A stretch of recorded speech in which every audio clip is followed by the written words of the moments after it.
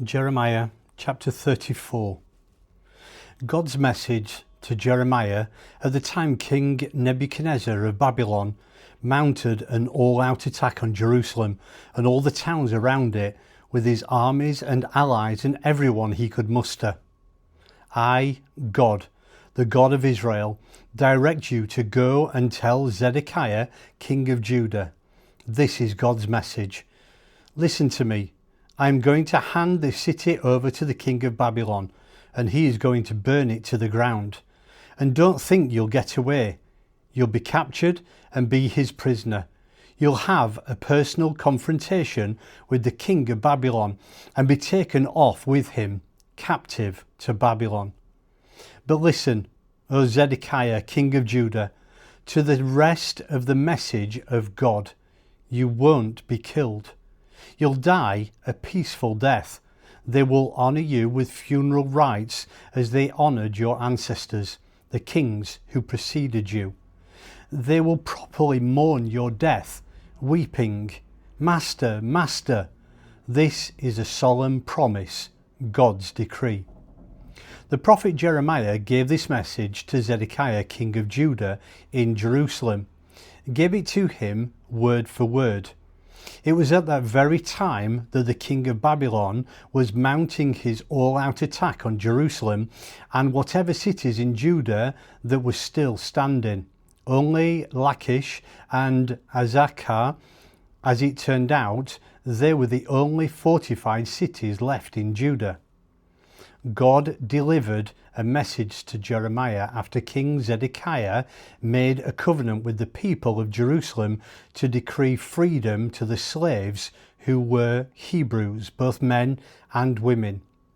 The covenant stipulated that no one in Judah would own a fellow Jew as a slave. All the leaders and people who had signed the covenant set free the slaves, men and women alike. But a little time later, they reneged on the covenant, broke their promise and forced their former slaves to become slaves again. Then Jeremiah received this message from God. God, the God of Israel, says, I made a covenant with your ancestors when I delivered them out of their slavery in Egypt. At the time, I made it clear. At the end of 7 years, each of you must free any fellow Hebrew who has had to sell himself to you. After he has served 6 years, set him free. But your ancestors totally ignored me. And now, you, what have you done? First you turned back to the right way and did the right thing, decreeing freedom for your brothers and sisters, and you made it official in a solemn covenant in my temple. And then you turned right around and broke your word, making a mockery of both me and the covenant, and made them all slaves again. These men and women you'd just set free, you forced them back into slavery. So here is what I, God, have to say. You have not obeyed me and set your brothers and sisters free. Here is what I'm going to do. I'm going to set you free, God's decree.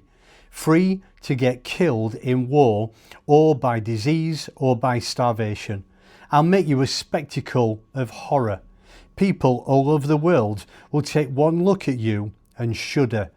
Everyone who violated my covenant, who didn't do what was solemnly promised in the covenant ceremony when they split the young bull into 2 halves and walked between them, all those people that day who walked between the 2 halves of the bull, leaders of Judah and Jerusalem, palace officials, priests, and all the rest of the people, I'm handing the lot of them over to their enemies who are out to kill them. Their dead bodies will be carrion food for vultures and stray dogs. As for Zedekiah, king of Judah, and his palace staff, I'll also hand them over to their enemies who are out to kill them. The army of the king of Babylon has pulled back for a time, but not for long. For I'm going to issue orders that will bring them back to the city. They'll attack and take it and burn it to the ground. The surrounding cities of Judah will fare no better. I'll turn them into ghost towns, unlivable and unlived in. God's decree.